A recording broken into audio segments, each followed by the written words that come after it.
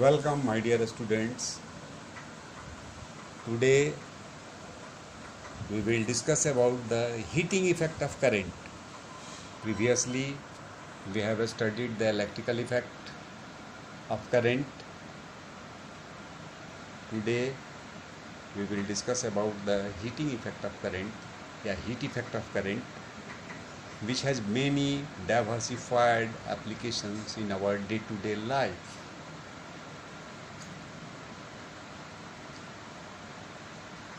Electric iron, heater, soldering, hair dryer, or many more are applications based on heating effect of current. Previously we have been study about the potential difference and the current flowing in the circuit, which is being established by Ohm's law. But we also see that when a current is passed through a conductor, after a certain interval of time, we observe that conductor gets heated, or the wire through which current passes is also get heated. In class 9, we have been already studied the transformation of energy. Energy can be transformed in any form. Heat energy can be transformed in another form. Electrical energy can be used as a mechanical energy or heat energy or light energy. So energy can be transformed in another form which we desire or which we needed. That has been already studied in class 9. Here, during the Ohm's law, we have been studied the relationship between the potential difference and current flowing in the circuit.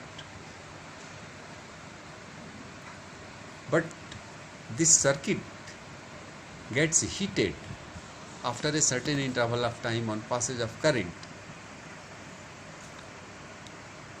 Ohm's law does not throw light on it.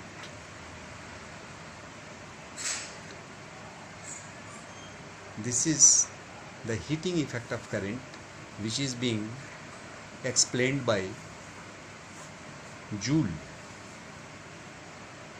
Joule was the scientist. In 1841, Joule experimentally established the heating effect of current. When current is passed through a conductor, electrical energy is certain electrical energy gets converted into heat. Joule also established the relationship between the heat produced, current flowing in the circuit, resistance, and the time of flow of the current, which is being later known as Joule's law, Joule's law of heating.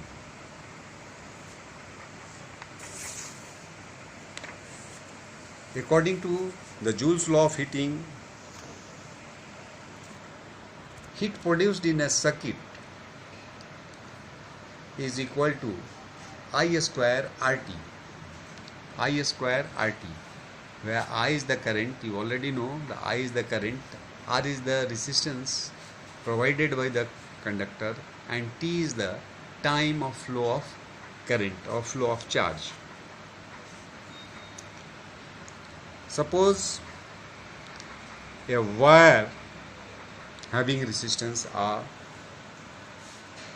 when a potential difference is applied by the battery is V. When current passes through the conductor, in the meantime,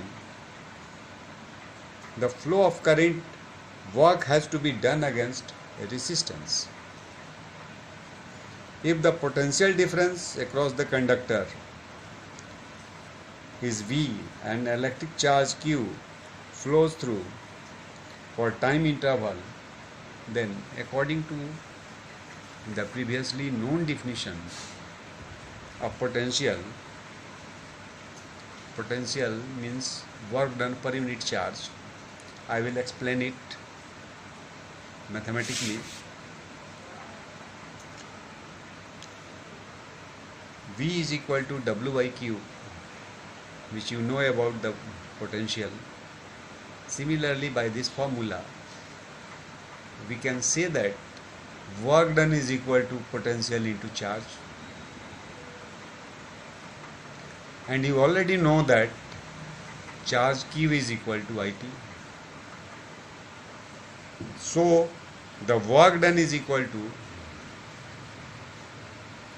VIT, where V is the potential difference, I is the current, T is the time interval through which the current is passing through the conductor. And we also know that by Ohm's law, V is equal to IR. So this equation becomes W is equal to I square RT. This work done against electrical resistance get converted into heat. This is shown by the joules, or this work done is converted into heat, which is equal to I square RT. Okay, now I am going to explain it.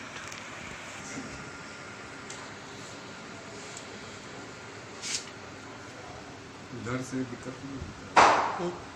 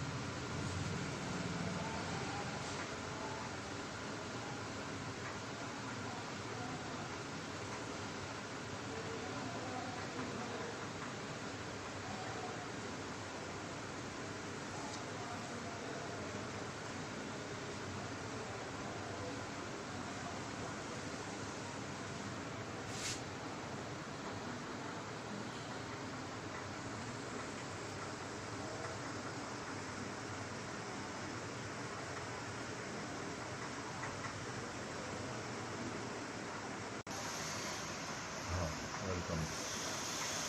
So, according to the Joule's law, heat produced in a conductor is directly proportional to the square of the current.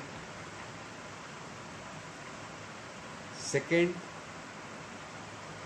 heat produced also depend upon resistance of the current, and the relation between the resistance and heat produced is direct proportion. So the heat produced in the conductor is directly proportional to the resistance of the conductor.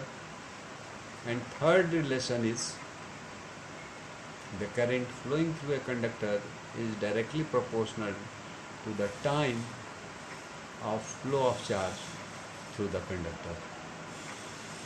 This is relationship has been established by Joule's. Okay, thank you.